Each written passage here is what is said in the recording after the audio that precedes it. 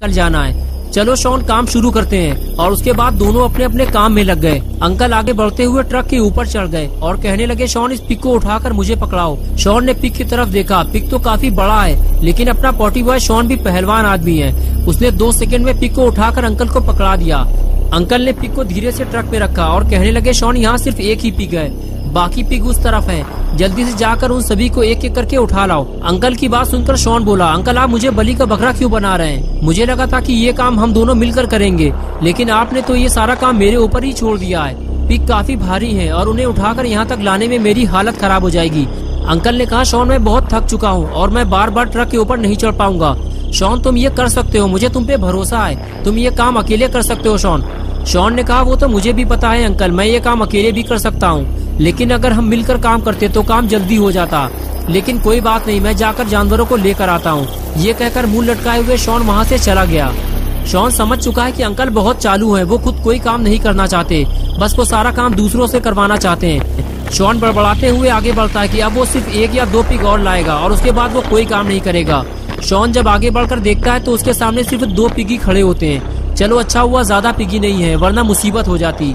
जल्दी जल्दी इन दोनों को अंकल तक पहुंचा देता हूँ, फुर्सत हो जाएगी।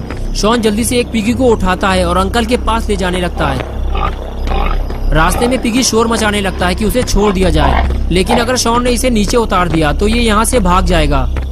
शॉन पिगी को सीधे अंकल के पास ले जाता है और ट्रक पे लोड कर देता है और कहता है कि अब सिर्फ 1 पिग और बचा है अंकल, मैं उसको भी जाकर ले आता हूँ।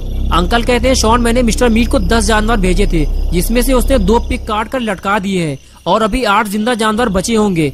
शॉन बोला, नहीं अंकल, सिर्फ 1 बचा हुआ है, मैं उसे भी उठा लाता हूँ। ज्यादा लालच करना ठीक नहीं है, जो मिल रहा है उसे लेकर चुपचाप हमें यहाँ से निकल लेना चाहिए। ये कहकर शॉन उस तीसरे वाले पिगी को लेने चला गया। बस ये आखिरी जानवर है, इसे ट्रक पे चढ़ाने के बाद शॉन अंकल के साथ यहाँ से निकल जाएगा।